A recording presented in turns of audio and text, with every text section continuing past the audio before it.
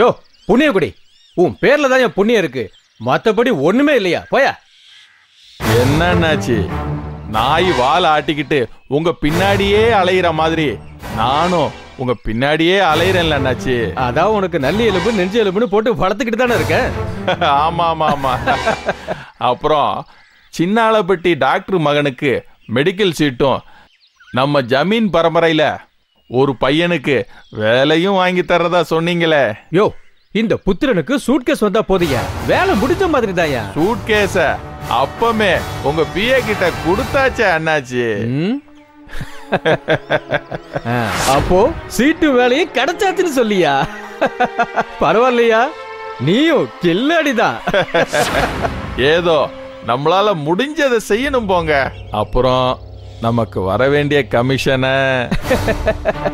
சரி, சாயங்காலம் பணம் ரெடி பண்ணி வைக்கிறேன். உன் அல்லக்கு ஒரு ஆள் அனுப்பியா? ரொம்ப சந்தோஷம் அண்ணாச்சி.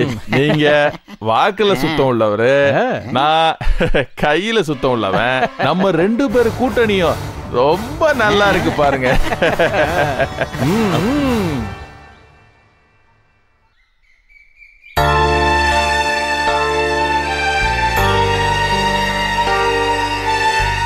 அப்பா, இந்தாங்க பழைய சோறு வடிச்ச தண்ணி குடிங்க, உடம்புக்கு கொஞ்சம் தெம்பா இருக்கும். ஏமா, அரிசி பலசரக்கு பொருள்லாம் இருக்குதாம்மா? மனசை போட்டு தேவையில்லாம குழப்பிக்காம கொஞ்சம் நிம்மதியா இருங்கப்பா, எல்லாத்தையும் நான் பாத்துக்கிறேன். பணத்துக்கு என்னம்மா பண்ண போற? நாம தான் கஷ்டப்படுறோம்னா சின்ன பிள்ளையுமா கஷ்டப்படணும்? என்னால தாங்க முடியலம்மா. பக்கத்து வீட்டு சந்திரா டீச்சர் கிட்ட கொஞ்சம் பணம் கேட்டிருக்கேன்ப்பா, தம்பி வந்த உடனே நம்ம திருப்பி கொடுத்துடலாம். புகுந்த வீட்டுல உன் பேருக்கு ஏத்த மாதிரி ராசாத்தியா வாழ்ந்தியம்மா. உன் வாழ்க்கையில புயல் வீசணுமா? ஒளிப்பட்ட கல்லு போல என் இதயமெல்லாம் புண்ணாயிடுச்சுதேம்மா. நடந்ததே நினைச்சிட்டு இருக்கிறதுல எந்த பிரயோஜனம் இல்லப்பா, இனிமே நடக்க வேண்டியதை பாப்போம். அம்மா பசிக்குதுமா. கொஞ்சம் பொறுத்துக்கூடா, சந்திரா டீச்சர் வந்ததும் அம்மா பிள்ளைக்கு எல்லாமே வாங்கி தந்துடுறேன். இந்த குடி. பச்சை தண்ணியை குடிச்சு வளர்ந்த பிள்ளையாம்மா இது. முதல்ல ஒரு ஆட்டோ பிடி, கடத்தருக்கு போய் என் வெள்ளி கொடியை வித்து பேர பிள்ளைக்கு வேண்டியதை வாங்கிடலாமா? உங்ககிட்ட கடைசியா இருக்கிறது அது ஒண்ணுதான்ப்பா, வேண்டாம்ப்பா. பச்சை தண்ணி பிள்ளைக்கு பசியாத்துமா? வேண்டாம் தாயி, வேண்டாம். நீ ஒன்னும் சொல்ல வேண்டாம், அப்பா பேச்ச கேளு. வா அப்பா, பாத்து. ஆமா, வெளியில சொன்னா வெக்க கேடு போக. ஏன்னா ரொம்ப காம்படிஷனான ரூட் பாத்தீங்களா? பிறகு என்ன, எம்எல்ஏ மூலமா மினிஸ்டர் புடிச்சு எப்படியோ வாங்கிட்டோம்ல. உங்களுக்கு எப்படி நன்றி சொல்றதுனே தெரியல அண்ணாச்சி. ஐயோ, நீங்க வேற பெரிய பெரிய வார்த்தையெல்லாம் சொல்லிக்கிட்டு. நான் பணத்துக்காக எதையுமே பண்றது இல்லைங்க. நம்ம பாணியே தனி இல்லைங்க. ரொம்ப தேங்க்ஸ் அண்ணாச்சி. Okay sir, okay okay. வணக்கம் ஐயா. வணக்கம் வணக்கம். ஓ விஷயமா தான் நம்ம எம்எல்ஏ புத்திர மூலமா மினிஸ்டர் கிட்ட பேசியாச்சு. இன்னும் ஒரு வாரத்துல அப்பாயின்மெண்ட் ஆர்டர் உன் வீட்டை தேடி வரும். உங்களுக்கு அந்த 37,000 கொடுக்கறதுக்கு நாங்க எவ்வளவு கஷ்டப்பட்டிருப்போம்னு தெரியுமா ஐயா? ஐயோ பாவம் தம்பி, வேலை உறுதி. கவலையே படாத, நீ வாழ்க்கையில உயர்றதுக்கு நான் ஏனியா இருப்பேன். பணம் கொடுத்த 10வது நாள்ல அப்பாயின்மெண்ட் ஆர்டர் வந்துரும்னு சொன்னீங்க. 2 மாசம் ஆச்சு. நடந்து நடந்து கால் கடுத்து போச்சு. வீட்ல வேற பிரச்சனையா இருக்கு சார். தம்பி, இந்த விஷயத்துல நம்ம கால்குலேஷன் சில நேரம் ஒர்க் அவுட் ஆகாதுப்பா. அதனால ஒரு வாரத்துக்கு மட்டும் பொறுத்துக்கோ ப்ளீஸ். நான் மெரிட்ல பாஸ் பண்ண ஸ்டூடெண்ட் சார். என்னை விட குறைவா மார்க் எடுத்தவங்களாம் வேலைக்கு போய்கிட்டு இருக்காங்க. தம்பி, உன் உணர்ச்சிகளை நான் மதிக்கிறேன். இன்னும் ஒரு வாரத்துல வீடு தேடி வேலை வரும். ஒரு காது குத்து வீடு எனக்கு அவசரமா போகணும். நான் வட்ட செயலாளர் இல்லையா? முத்து ஐயா, வண்டி எடுப்பா. சரிங்க, வரட்டுமா?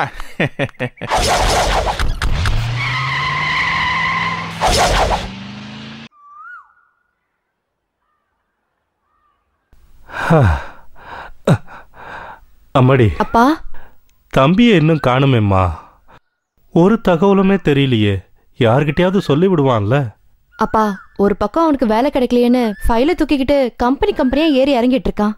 இன்னொரு பக்கம் வீட்டுக்கு செலவுக்கு பணம் கொண்டு வரணுமேன்னு சொல்லி எங்கேயாவது போய் உழைச்சிட்டு வரா. வந்துருவான்ப்பா. அந்த புள்ள மேல புண்ணிய கோடிக்கு கொஞ்சம் கூட இறக்கமே வராதாம்மா. 37,000 ரூபா கொடுத்துருக்கோம், எதுவுமே செய்ததா தெரியலையேம்மா. அப்பா, தேவையில்லாம மனசை போட்டு குழப்பிக்காதீங்கப்பா. பேசாம அமைதியா இருங்க. தம்பிய வந்துட்டானே.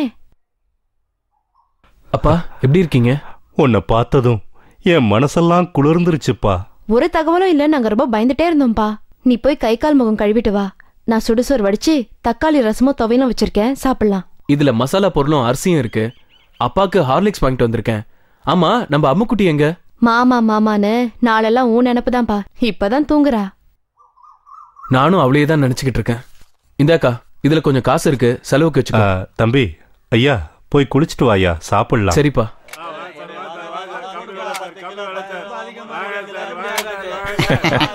வாங்க ஐயா. என்ன தவிடு ஐயா எப்படி இருக்கு?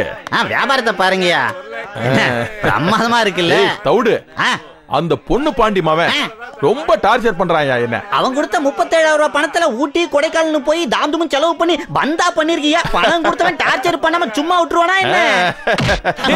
சோத்துல உப்பு போட்டு தாண்டா திங்கிற. ஏன்டா இப்படி ஏழைங்க வயித்துல அடிக்கிற? நீ சின்ன பையன், அண்ணாச்சி பெரிய மனுஷன் போர்வையில இருக்க நீ நிச்சயமா கேவலப்படணும்டா, கேவலப்படணும். உன்கிட்ட கொடுத்த 37,000 ரூபாய் பணம் எப்படி வந்து தெரியுமாடா உனக்கு? எங்க அக்கா தாலி கொடிய வித்து என் வாழ்க்கை பிரகாசமாகட்டும் கொடுத்தாடா. வேண்டாம் வேண்டாம், சொல்றது நல்லா கேட்டுக்க. வேண்டாம். என்னடா பண்ணுவ? கொலை பண்ணுவியா? கொல்லுடா, கொல்லு. அந்த வேலைக்காக எத்தனை நாள் உன் வீட்டுக்கு அலைஞ்சிருப்ப தெரியுமாடா? என்கிட்ட வேண்டாம். திரும்பவும் சொல்றேன், இன்னும் ஒரு வாரத்துல. இன்னும் ஒரு வாரம் எத்தனை தடவைடா சொல்லுவ? இத்தனை பேருக்கு முன்னால வேண்டாம். இப்படி எத்தனை வாலிபர்களை ஏமாத்த விடா நீ? ஏய், என்கிட்ட விளையாடாத. வாலிப சமுதாயத்தை ஏமாத்தாத. என்கிட்ட விளையாடாத. டேய், சொல்றத கேளுடா. ஏய், என்னடா தைரியம் இருந்தா ஏமல கை வைப்ப? ஏமாத்துன என்ன பண்ண நினைச்சியா? ஏய், என்னடா பண்ணுவ? என்ன மாதிரி எத்தனை பேர் வாழ்க்கையை நீ நாசம் பண்ணிருப்ப? ஏய், நாங்க நெருப்புடா, நல்லதும் செய்வோம் கெட்டதும் செய்வோம். கொஞ்சம் பேசாம இருங்க சார். சார், இவன் பண்ண துரோகத்தை பாத்தீங்களா சார்? இவனே என்ன துரோகம்? இந்த பப்ளிக் பிளேஸ்ல வந்து இந்த மாதிரி கட்டிக்கிட்டு என்னடா பண்ணுவ நீ? சார் போங்க சார், நான் பாத்துக்கிறேன். இந்த பாரு தம்பி, எதுவா இருந்தாலும் போலீஸ் ஸ்டேஷன்ல பேசி தீர்த்துக்கலாம். நீ வா. ரொம்ப அமைதலான பையனாச்சு, எப்படி திடீர்னு இப்படி கோவப்பட்ட? உட்கார்.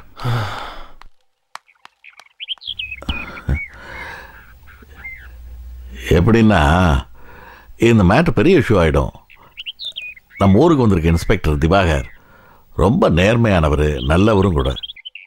மண்ணில் கட்டின வீடு கனமழையில கரையிறது போல என்னோட நம்பிக்கை, கனவுகள், ஆசைகள் எல்லாமே இந்த மனுஷனால கரைஞ்சு போச்சு சார். நான் வாழறதுல பிரயோஜனமே இல்லை சார். அப்படியெல்லாம் அதிருப்தியா பேசக்கூடாது. இங்க பாரு, சாதிக்க வேண்டிய வயசுல இப்படியா பேசுறது? மோகன் மோகன் மோகன் மோகன், உன் பேரை கூப்பிட்டுக்கிட்டு ஓடியாரா? உங்க அக்கா பொண்ணு மயங்கி விழுந்துட்டா. டாக்டர் வந்து பார்த்துட்டு ஆஸ்பத்திரிக்கு கொண்டு வர சொல்லிட்டாரு. ஆட்டோல கொண்டு போயிருக்காங்க. அம்முச்சலத்துக்கா? ஆமா சார். பாத்தீங்களா சார்? அல்ல ஒண்ணு இல்ல, ஒண்ணு ஆகாது. வா போய் பாப்போம்.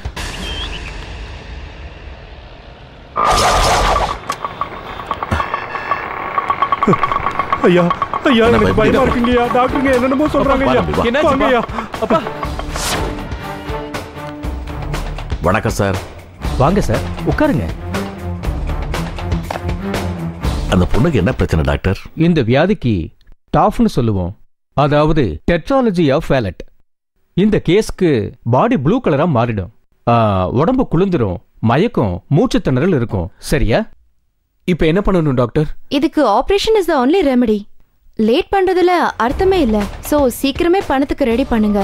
கிட்டத்தட்ட 1 lakh வரைக்கும் செலவாகும். டாக்டர் அம்மா, எங்களுக்கு கொஞ்சம் அவகாசம் தர முடியுமா? ஏன்னா அவங்க பணத்துக்கே ரொம்ப கஷ்டப்படுற குடும்பம். இந்த பையன் தான் வேலை பார்த்து அந்த குடும்பத்தையே காப்பாத்துறான். அவங்க ப்ராப்ளம் எனக்கு புரியுது சார். ஆனா பேஷண்டோட கண்டிஷனை நீங்க புரிஞ்சுக்கணும் இல்லையா? அப்போ ட்ரீட்மெண்ட் ஆரம்பிச்சிருங்க டாக்டர். பணம் கிடைச்சதும் மொத்தமா கட்டிடுறேன்.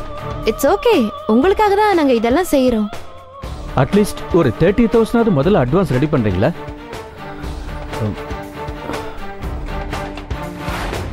Okay sir. நம்ம மோகனுக்கு வயசுக்கு மிஞ்சின பிரச்சனை. என்ன செய்ய போறானோ தெரியல சார். இந்த சின்ன வயசுல உள்ள கஷ்டப்படுற பையன் அவன் வாழ்க்கையில ரொம்ப நல்லா இருப்பான் பாருங்க. நீங்க சொன்னது போலவே அந்த பையனோட வாழ்க்கையில நல்லது நடக்கட்டும். இப்போ கல்யாண சீசன் ஆரம்பிச்சிருச்சு. உங்க பிசினஸ் எல்லாம் எப்படி இருக்குது? கடவுள் புண்ணியத்துல நல்லா இருக்கேன்யா.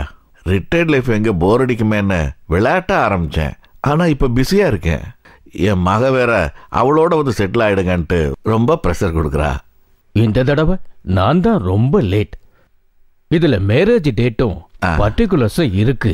சரி. போன தடவை மூத்த பையனுக்கு நீங்க தான் ஜாம் ஜாம்னு கல்யாணத்தை நடத்துனீங்க. அதே மாதிரி இந்த பிள்ளைக்கும் இந்த கல்யாணத்தை ஜாம் ஜாம்னு நடத்தி கொடுக்கணும். சரி சார். இதுல 35,000 ரூபாய்க்கு போஸ்டேட் செக் இருக்கு. ஆகட்டியா? வாங்கிக்கங்க. ஐயா, ரொக்கமும் நகையும் தான் உங்க வேலை.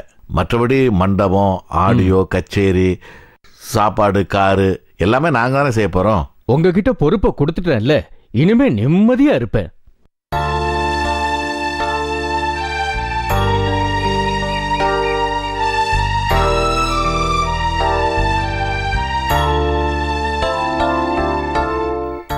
ஏன் இப்படி எல்லாம் பேசுற?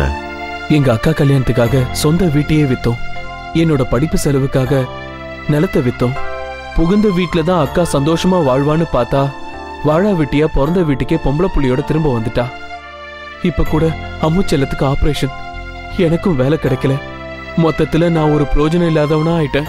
இந்த மாதிரி எல்லாம் பேசக்கூடாதுப்பா. தேவன் நம்மள ஆசீர்வதிக்கவே பிரியப்படுறார். என்ன சார் சொல்றீங்க? ஆசீர்வாதம் என் வாழ்க்கையில தூரத்து பச்சையாவே போயிடுச்சு சார். அப்படி இல்ல மோகன்.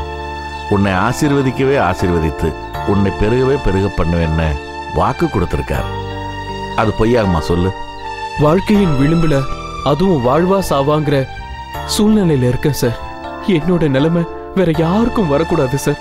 சூழ்நிலையை பார்க்காத மோகன், சூழ்நிலையே மாத்தி அமைக்கிற இயேசுவை பாரு. நாளைக்கு காலையில அட்வான்ஸ் கட்டணும் சார். என்கிட்ட 35,000 ரூபாய்க்கு போஸ்ட் டேட்டட் செக் இருக்கு. அதை வேணா டாக்டர்கிட்ட கொடுத்து பாப்போமா? இந்த அருமை நாயகம் வாத்தியாருக்கு ஒரு போனை போடு. ஹலோ, அருமநாயகம் சார் தானே? சொல்லுங்க சார், ஒரு நிமிஷம் லைன்ல இருக்கு சார். சரி. ஹலோ, அருமை நாயகம் சார் தானே பேசுறீங்க? ஆமா. நீங்க யார் பேசுறது? சார், நான் SRS benefit fund MD Rajasekar பேசுறேன். உங்களை கொஞ்சம் நேர்ல சந்திக்கணும் சார். சரி, என்ன விஷயம்னு சொல்லுங்க. நாங்க பூந்தோட்டம் கிராமத்துல ராஜாத்தியோட ஹஸ்பண்ட பார்க்க வந்தோம். வந்த இடத்துல தான் அவர் இறந்துட்டார்னு கேள்விப்பட்டோம். இப்போ நான் உங்களை அவசரமா பார்க்கணுமே சார். ஓ, தாராளமா வாங்க. நான் இந்த பூந்தோட்ட கிராமத்தில் உள்ள மேலக்கரை தோப்புல இருப்பேன். நீங்க அங்க வந்துருங்க. சரி சார், கண்டிப்பா வந்துடுறேன் சார். சரி.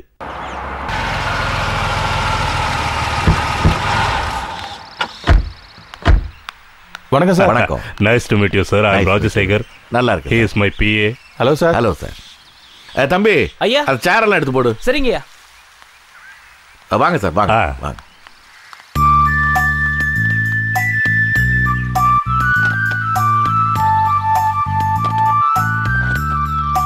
சார், நீங்க உட்காருங்க. சொல்லுங்க சார். ராஜாத்தியோட ஹஸ்பண்ட் இருந்தார்ல, மிஸ்டர் ராஜு, இறந்துட்டாருங்கிறது இங்க வந்த பிறகுதான் தெரியும். ஊருக்காரங்க உங்களை பார்க்க சொன்னாங்க. ஓ, அப்படியா? என்ன விஷயமா வந்திருக்கீங்க? மிஸ்டர் ராஜு சதர்ன் ரோட்வேஸ்ல மேனேஜரா இருந்தப்போ எங்க எஸ்ஆர்எஸ் பெனிஃபிட் ஃபண்ட்ல 3 lakhsக்கு சிட்டு போட்டிருந்தாரு. ரெகுலரா கட்டிட்டு வந்தாரு. டிரான்சாக்சனுக்கு கம்பெனி அட்ரஸ் கொடுத்திருந்தாரு. இப்ப பணம் மெச்சூர்ட் ஆயிருச்சு. பல முறை லெட்டர் அனுப்பியும் பதிலே வரல. இப்ப நேர்ல வந்துட்டோம். இதுலங்க 2,86,000 ரூபாய் பணம் இருக்கு. இது அவங்க கிட்ட ஒப்படைக்கணும், அவ்வளவுதான். கர்த்தருக்கு ஸ்தோத்திரம். நல்ல நேரத்தில் வந்திருக்கீங்க. அந்த ராஜாத்தியோட மகளுக்கு ஹார்ட்ல ஏதோ வால்வ் ப்ராப்ளமா, ஹாஸ்பிட்டலைஸ்ட் ஆயிருக்கு. குடும்பமே ரொம்ப தடுமாறிக்கிட்டு இருக்கு.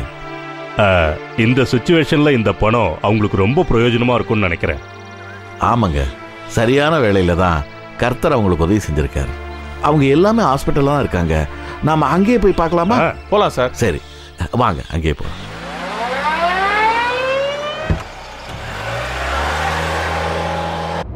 இதுல பாவம் அந்த ராஜாத்தியோட தம்பி மோகன் தாங்க. அவன் தான் ரொம்ப கஷ்டப்படுறான். இந்த செய்தியை கேட்டா அவன் தான் ரொம்ப சந்தோஷப்படுவான். ஆமா, ஐயோ பாவம். இப்ப என் மனசுக்கு ரொம்ப சந்தோஷமா இருக்கு. கர்த்தர் அவனை ஆசீர்வதித்து பெருக பண்ணிட்டார்.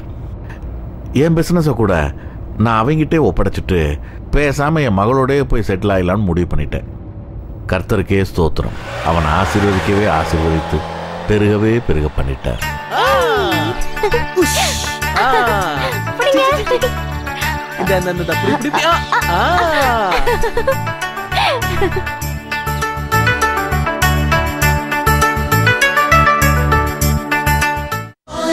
உலகம், இது வாலிப உலகம். பிரியமானவர்களே, இயேசு கிறிஸ்துவின் நாமத்தில் உங்களுக்கு என் அன்பின் வாழ்த்துக்கள். இந்த வாலிபர் உலகம் நிகழ்ச்சியில் உங்களை காண்பது எனக்கு அதிக சந்தோஷம். நீங்கள் சந்தோஷமாக இருக்கிறீங்களா? இந்த நிகழ்ச்சி உங்களுக்கு ஆசீர்வாதமாக இருக்கும் என்று சொல்லி நான் நம்புகிறேன். எந்த அளவு உங்களுக்கு ஆசீர்வாதமாக இருக்குதுன்னு சொல்லி சில இடங்களுக்கு போகும்போது சில வாலிபர்கள், சில வாலிப பிள்ளைகள் பகிர்ந்து கொள்கிறாங்க. மனசுக்கு ரொம்ப சந்தோஷம். நீங்கள் இதன் மூலமாய் ஆசீர்வதிக்கப்பட வேண்டும் என்று தான் இந்த நிகழ்ச்சிகளை நாங்கள் தயாரித்து வழங்குகிறோம். எந்த அளவு நீங்கள் ஆசீர்வதிக்கப்படுகிறீர்கள் என்பதை எங்களுக்கு தெரியப்படுத்தினால் அதிக நாங்கள் சந்தோஷப்படுவோம். இன்றைக்கு கூட ஆண்டவர் உங்களோடு கூட பேசி உங்களை ஆசீர்வதிக்க விரும்புகிறார்.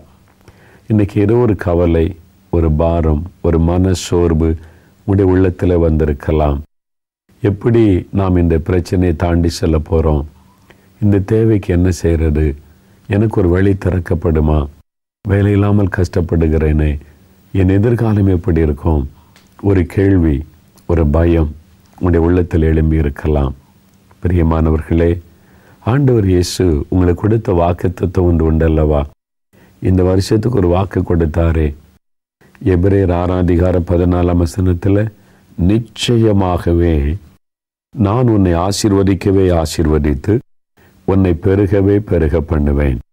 அதான் அவர் கொடுத்த வாக்குத்தத்தம். நிச்சயமாகவே அவர் உங்களை ஆசீர்வதிப்பது நிச்சயம். வேலை இல்லாமல் கஷ்டப்படுறேன், பண நெருக்கடி, இந்த வேதனைக்கு நடுவில் இருக்கிறேன், எப்படி என்று கேள்வியோடு நீங்கள் இருக்கலாம். ஆண்டவர் சொல்லுகிறார், பயப்படாதே மகனே, பயப்படாதே மகளே, நிச்சயமாகவே நான் உன்னை ஆசீர்வதிப்பேன் என்று. இந்த வாக்குத்தத்தத்தை நீங்கள் விசுவாசிங்க. ஆண்டவர் எனக்கு உதவி செய்வார். எந்த இக்கட்டிலும் அவர் உதவி செய்ய வல்லவராயிருக்கிறார். எந்த ஆபத்தான சூழ்நிலையிலும் அதிலிருந்து விடுதலை கொடுக்க ஒரு வல்லவராயிருக்கிறார். அவரால் முடியும். மனம் சோர்ந்து போகாதங்க. என்ன செய்யணும்? அவரை நோக்கி ஜெபந்தான் பண்ணணும். அவ்வளோதான். சில சமயத்தில் சிலர் சொல்லுவாங்க, என்ன பண்ணுன்னே தெரியல. சுலபமான ஒரு காரியம், ஜெபம் பண்ணுங்க. அவர்கிட்ட தெரியப்படுத்துங்க, ஆண்டவரே இதுதான் என் பிரச்சனை, இது மாதிரி நெருக்கத்தில் நான் இருக்கிறேன், எனக்கு உதவி செய்ய யாருமே இல்லை, ஆனால் நீர் வாக்கு கொடுத்திருக்கிறீர் ஆசீர்வதிப்பேன் என்று, எனக்கு உதவி செய்யும், எனக்கு ஒரு ஆறுதல் இல்லை, எனக்கு ஒரு மன தைரியம் இல்லை, என் உள்ளத்தில் இந்த மாதிரி போராட்டம், எதையும் நீங்கள் மனம் திறந்து அவர்கிட்ட பேசலாம். அவர் தவறாக புரிந்து கொள்ளவே மாட்டார். அவர் தவறாக புரிந்து கொள்ள மாட்டார். நான் என் சந்தோஷத்தையும் ஆண்டோடத்தில் பகிர்ந்து கொள்ளுவேன், என் துக்கத்தையும் நான் பகிர்ந்து கொள்ளுவேன், என் சோர்வையும் பகிர்ந்து கொள்ளுவேன். ஆண்டவரே இன்னைக்கு நான் ரொம்ப சந்தோஷமாக இருக்கிற உமக்கு ஸ்தோத்திரம், என்னை சந்தோஷப்படுத்தி நமக்கு ஸ்தோத்திரம்னு சொல்லுவேன். சில சமயம் சோர்வு வந்ததுன்னா, ஆண்டவரே நான் இன்னைக்கு ரொம்ப சோர்ந்திருக்கிறேன், என்னை உற்சாகப்படுத்தும்படி ஏதாவது செய்யும் அப்படின்னு சொல்லுவேன். சில சமயத்தில் எனக்கு இந்த காரியம் பயமாக இருக்குது, ஆண்டவரே எப்படி முடியும்னு எனக்கு தெரியல, எனக்கு உதவி செய்யணும்னு ஜெபம் பண்ணுவேன். மனம் திறந்து அவரோடு பேசுவார். அவர் உங்களை புரிந்து கொள்ளுகிற நல்ல தகப்பன், நல்ல ஒரு சிநேகிதன். உங்களை உணர்வுகளை அவர் புரிந்து கொள்ளுவார். மனம் திறந்து அவர்கிட்ட பேசுங்க. இந்த மாதிரி பிரச்சனை ஆண்டவரே, எனக்கு வீட்டில், படிப்பில், வேலையில் இந்த மாதிரிலாம் பிரச்சனை இருக்குது, எனக்கு உதவி செய்யணும்னு கேளுங்க. நீர் எனக்கு வாக்கு கொடுத்திருக்கிறீர், அதை செய்ய ஆண்டவரே, ஆசீர்வதிப்பேன், பெருக பண்ணுவேன்னு சொன்னீர்ல, எனக்கு அதை செய்யும். நீங்கள் ஜெபிக்கலாம். அந்த ஜெபத்தை ஆண்டவர் கேட்டு அற்புதம் செய்வார். உங்களுடைய மன விருப்பத்தை ஆண்டவர் நிறைவேற்றுவார். இதற்கு முந்தி உங்களுக்கு சொல்லியிருந்த போதிலும் இன்னொரு முறை அந்த சம்பவத்தை நான் சொல்லுகிறேன். ஒரு சமயம் துபாய் நாட்டிற்கு ஊழியத்துக்கு போயிருந்த போது அங்கே ஒரு அருமையான வாலிப சகோதரனை சந்தித்தேன். ரொம்ப உற்சாகம் ஆண்டோடைய காரியத்தில் வந்தவர் ஈடுபட்டார். எங்கள் ஊழியத்தில் பல உதவிகளை செய்தார். ரொம்ப சந்தோஷமாக மகிழ்ச்சியாக இருப்பதை நான் பார்த்தேன். அந்த வாலிப தம்பியோடு பேசின போது ஆண்டவர் தன் வாழ்க்கையில் செய்த காரியத்தை சொன்னார். ஏதாவது ஒரு வேலை கிடைக்கும், வேலை பார்க்கலான்னு சொல்லி ஒரு நண்பர் விசா எடுத்து கொடுத்ததுனால துபாய்க்கு வந்துட்டார். ஒரு 3 மாதத்துக்குள்ளே வேலை தேடிக்கணும். அந்த விசா முடிஞ்சு போச்சுன்னா ஊருக்கு அனுப்பிடுவாங்க. எங்கெங்கேயோ பிரயாசப்பட்டார். போன இடம்லாம் தோல்வி, வேலை கிடைக்கல, வேலை இல்லை. இன்டர்வியூக்கு போய் பார்த்தார், ஒன்றில் வேலை கிடைக்கல. 1 மாதம் கடந்து விட்டது. முயற்சியெல்லாம் பலன் அளிக்கவில்லை. 2வது மாதம் முயற்சி பண்ணினார், பிரயாசப்பட்டார், பல இடங்களுக்கு போனார். ஆனாலும் வேலை கிடைக்கல. இப்போ 3வது மாதம் வந்து விட்டார். இந்த குறிப்பிட்ட நாட்குள்ள வேலை கிடைக்காட்டா திருப்பி அனுப்பிடுவாங்க. மறுபடியும் தனக்கு ஒரு வாய்ப்பே இல்லாமல் போயிடும். அவ்வளோதான் என்கிற ஒரு கலக்கம். ஐயோ, ஆண்டவரை நோக்கி ஜெபம் பண்ணுவார். ஆண்டவரை எனக்கு உதவி செய்யும் என்று சொல்லி. இன்னொரு 3 நாள் தான் இருக்குது. அதுக்குள்ளே ஒரு வேலை கிடைச்சா உண்டு. அப்படி இல்லைன்னா சொந்த நாட்டுக்கு திருப்பி அனுப்பிடுவாங்க. விசா முடிந்து போகும். அவ்வளோதான். அதன் பிறகு ஒரு வாய்ப்பு கிடைக்குமா தெரியாத சூழ்நிலை. கடைசியாக ஒரு இடத்துல போய் முயற்சி பண்ணலான்னு போன போது எமிரேட்ஸ் ஏர்லைன்ஸ் பெரிய ஆஃபீஸ், பிரம்மாண்டமான கட்டடம் துபாயில் இருக்குது. அங்கே போய் ஒரு அப்ளிகேஷன் கொடுக்கலாம் வேலைக்குன்னு சொல்லி அவர் போனாராம். போனால் பிரம்மாண்டமான கட்டடம், அதனுடைய அமைப்பு, உள்ளே போய் பார்த்தாங்க வேலை செய்கிற முறைகள். அவர் ரொம்ப சந்தோஷம். இந்த மாதிரி இடத்துல வேலை பார்க்கணும், எவ்வளோ ஒரு அருமையான இடம், எவ்வளோ ஒரு பிரம்மாண்டமான ஒரு இடம் இது, நல்ல ஒரு வேலை, இங்கே எனக்கு வேலை கிடைக்கணும்னு ஒரு ஆசை வந்தது. போய் அப்ளிகேஷன் கொடுத்துட்டு அந்த கட்டடத்தினுடைய வாசல் படியில் நின்று பில்டிங்கெல்லாம் பார்த்தார். வேலை செய்கிறதெல்லாம் பார்த்துட்டு வந்திருந்தார். எவ்வளோ அருமையாக இருக்கு, அந்த இடத்துல எனக்கு ஒரு வேலை கிடைக்கணும். அந்த படியில் நின்று ஜெபித்தாராம், ஆண்டவரே எனக்கு ஒரு வேலை இந்த இடத்துல கிடைக்க பண்ணும், இங்கே தான் எனக்கு வேணும், எனக்கு ஒரு வேலை கிடைக்க பண்ணும். 3 நாள் தான் இருக்கானா. இந்த 3 நாளைக்குள்ள வேலை கிடைச்சி விசா ப்ராசஸ் ஆகி அவருங்க இருக்கிறதுக்கெல்லாம் ஒழுங்கு ஆக்கப்படணும். ஆனால் சூழ்நிலை பார்த்தா நடக்கிற காரியம் அல்ல. ஒரு இடத்துல வேலைக்கு அவரை தெரிந்து கொண்டால் கூட விசா ப்ராசஸ் பண்ணுறதுக்கு 1 வாரத்துக்கு மேலே ஆகிவிடும். சில நாட்கள் பிடிக்கும் அதற்கு. ஆனால் இருக்கிறதே 3 நாட்கள் தான். அவரை செலக்ட் பண்ணால் கூட உடனே விசா எடுக்கிறது கஷ்டம். அதனால அவர் நிரந்தரமாக அங்கே வேலை செய்கிறது கூடாத ஒரு சூழ்நிலை.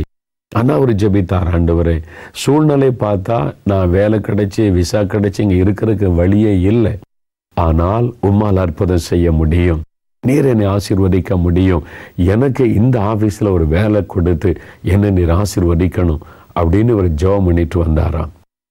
அவரை உடனே நெக்ஸ்ட் டே கூப்பிட்டாங்க. அவருக்கு இன்டர்வியூக்காக கூப்பிட்டாங்க. போன பொழுது அவங்களுக்கெல்லாம் பிடிச்சி போச்சு, எங்களுக்கு இப்படி ஒரு ஆள் தேவைன்னு சொல்லி அப்பாயிண்டட் சொல்லிட்டாங்க. 2 நாள் தான் இருக்குது. ஆனால் விசா ப்ராசஸுக்கு பல நாட்கள் ஆகும். அவங்க சொன்னாங்க அதை நாங்கள் பார்த்து கொள்ளுகிறோன்னு சொல்லி அவங்க அரசாங்கத்தோடு பேசி உடனே அடுத்த நாள் அவருக்கு விசா கிடைக்க ஒழுங்கு பண்ணி அதே இடத்துல வேலை கிடைச்சிட்டு அவர் மகிழ்ச்சியோடு சொன்னார், இது மனிதனால் நடக்கிற காரியமே இல்லை பிரதர், இது மனிதனால் செய்யக்கூடிய காரியமே இல்லை. இயேசு என் ஜெபத்தை கேட்டு எனக்கு அற்புதம் செய்து என்னை ஆசீர்வதித்து அதே இடத்துல என்னை இன்னைக்கு கனப்படுத்தி வைத்திருக்கிறார், சந்தோஷமாய் அவர் சொன்னார். பிரியமானவர்களே, ஒருவருக்கு செய்கிற ஆண்டவர் இன்னொருவருக்கு செய்ய மாட்டாரா? அவர் பட்சபாதம் உள்ள தேவன் அல்ல. உங்களுக்கு எந்த இடத்துல வேலை வேணும், எங்கே வேலை பார்க்க விரும்புகிறீங்க, அங்கே ஆண்டவரை மகிமைப்படுத்துவீங்களா, இயேசுக்கு சாட்சியாக இருப்பீங்களா, அப்போ கட்டாயம் உங்களுக்கு அதில் வேலை கிடைக்க வழி தரப்பார். என்ன பிஸ்னஸ் பண்ணணும், ஆண்டவர் வழி தரப்பார், கட்டாயம் செய்வார். விசுவாசிங்க. என் ஆசீர்வதிப்பேன், பெருக பண்ணுவேன்னு சொன்னீரே, எனக்கு செய்யும் ஆண்டவரே, இந்த தேவையை சந்தியும், எனக்கு வழி தரந்தருளும், எனக்கு இந்த உயர்வை தாரும், எனக்கு ஒரு அற்புதம் செய்யும். கேளுங்க, கட்டாயம் செய்வார். என் கூட சேர்ந்து ஜெபம் பண்ணுவீங்களா? அவங்களோட நான் சேர்ந்து ஜெபிக்கிறேன். நம்ம சேர்ந்து ஜெபிப்போம், உடனே ஒரு அற்புதம் நடக்கும். நம்ம ஜெபிக்கலாம். தகப்பனை, இந்த அருமை பிள்ளைகளோடு கூட இணைந்து நான் ஜெபிக்கிறேன். அப்பா, எத்தனை பாரத்தை, எத்தனை வேதனைகள் உள்ளத்தலை சுமந்து கொண்டு மன வேதனையோடு இருக்கிற பிள்ளைகளுக்காக ஜெபிக்கிறேன்.